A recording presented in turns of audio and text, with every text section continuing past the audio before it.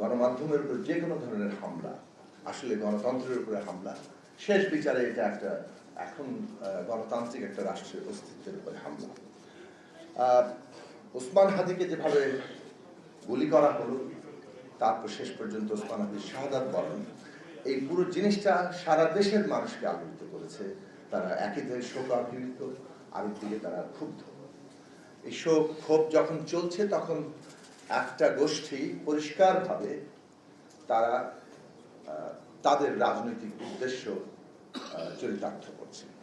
আমরা দুটো ঘটনা দেখতে পাচ্ছি। একটা হচ্ছে ওসমান হাদিকে গুলি করে জুলাই আন্দোলনের সক্রিয় সংগঠকদেরকে ভয়ের মধ্যে রাখা, তাদেরকে হত্যার হুমকির মধ্যে রাখা, পুরো দেশকে আবারও পুরনো ভয়ের রাজত্বে নিয়ে যাওয়া, যেটা দিয়ে ফ্যাসিবাদ সক্রিয় ছিল। ঠিক একইভাবে আবার একটা গ্রুপ দেশের ভেতরেই একটা মহল তৈরি হয়েছে। রাজনৈতিক তাদের লক্ষ্য হচ্ছে যে তারা গণমাধ্যমে হামলা করবে, তারা সারা দেশে একটা নৈরাজ্য তৈরি করবে, যেভাবে আয়েশাকে পুড়িয়ে মারা হয়েছে, যেভাবে ময়মনসিংহের দীপু দাসকে পুড়িয়ে মারা হয়েছে। এই জায়গাগুলো থেকে পরিষ্কার বোঝা যাচ্ছে যে তারাও আর একটা ভয়ের রাজত্ব তৈরি করতে চাচ্ছেন।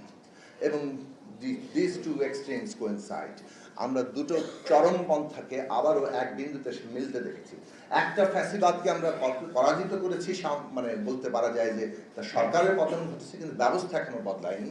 খুব দ্রুতই আরেকটা ফ্যাসিস্টবাদী শক্তি এমার্জ করতে চাইছে, এবং যে কোনো ফ্যাসিবাদের লক্ষণ হচ্ছে যে সে আগে প্রথমত এই যে মব ভায়োলেন্সের কথা বলছি, সে একটা গোষ্ঠী তৈরি করে, তার মূল ফেসটা সামনে আসে না, তার নিজের কতগুলো গোষ্ঠী তৈরি করে, মনে হয় যেন জনতা একটা জিনিসকে প্রতিষ্ঠা করতে চাইছে, এবং তারা জবরদস্তি তৈরি করে তাদের নিজেদের আইডিওলজি কিংবা তার লক্ষ্যকে প্রতিষ্ঠা করতে চায়, এবং তারপরে ধীরে ধীরে তার রাজনৈতিক শক্তিটা আবির্ভূত হয়।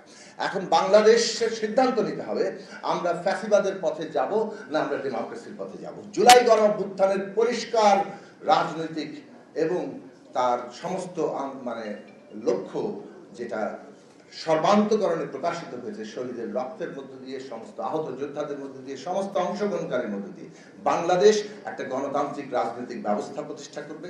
সেটাই নতুন গণতান্ত্রিক বন্দোবস্ত, সেটাই দেশের সর্বক্ষেত্রে প্রকাশিত হবে। কাজেই এই যে তৎপরতা, এই জুলাইয়ের নাম ব্যবহার করে কিংবা হাদির যে হত্যাকাণ্ডের বিরুদ্ধে মানুষের যে ক্ষোভ, তাকে ব্যবহার করে আজকে যে জায়গায় যাওয়া হচ্ছে, পরিষ্কারভাবে পুরো অভ্যুত্থানকে একটা ফ্যাসিস্ট আবার জ্ঞানাকলের মধ্যে ঠুকিয়ে দেওয়ার চেষ্টা। এবং এগুলোর সর্বশেষ লক্ষ্যটা হচ্ছে বাংলাদেশে এই মুহূর্তে যেটা অভ্যুত্থানের লক্ষ্য তৈরি ছিল, বিচার সংস্কার নির্বাচন, যেটা আমাদের মূল লক্ষ্য, সেইটাকে ক্ষতিগ্রস্ত করা। আমাদের সংস্কারের পুরো আকাঙ্ক্ষা যদি নির্বাচন না হয়, তাহলে সেটা বাস্তবায়নের কোনো জায়গা থাকছে না। কাজে নির্বাচন এখন বাংলাদেশের অভ্যুত্থানের আকাঙ্ক্ষা বাস্তবায়নের প্রধান মাধ্যম। এটা বাংলাদেশের প্রধান জাতীয় স্বার্থ। পুরো পরিষ্কার ধারণা নির্বাচন বানচাল করা এবং পুরো প্রসেসটাকে এমন একটা জায়গায় নিয়ে যাওয়া যাতে করে আমরা গণতন্ত্রের জায়গায় পৌঁছাতে না পারি। কাজে এখানে সম্মিলিত লড়াইয়ের প্রশ্ন আছে।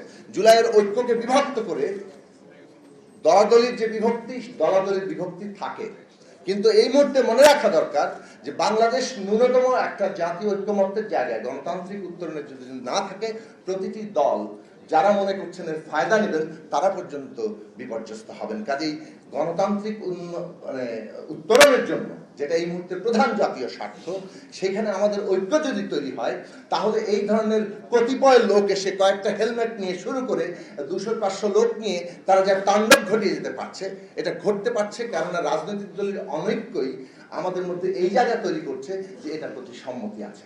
এবং গভর্নমেন্ট, শেষ কথা বলছি, গভর্নমেন্টের রহস্যজনক নীরবতা, এই সরকারের রহস্যজনক নীরবতার জবাব দিতে হবে।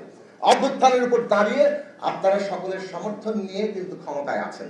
যদি ভাবেন যে এই পুরো সরকার ব্যবস্থা কোনো একটি পক্ষকে তার দ্বারা পরিচালিত হবেন, সেইটা কিন্তু অভ্যুত্থানের সমস্ত শক্তির অনুমোদন হবে না, আপনারা আপনাদের বৈধতা হারাবেন। কাজেই গভর্নমেন্টের এই রহস্যজনক নীরবতার জবাব আমাদের দিতে হবে, এবং আমরা পরিপূর্ণ অ্যাকশন চাই।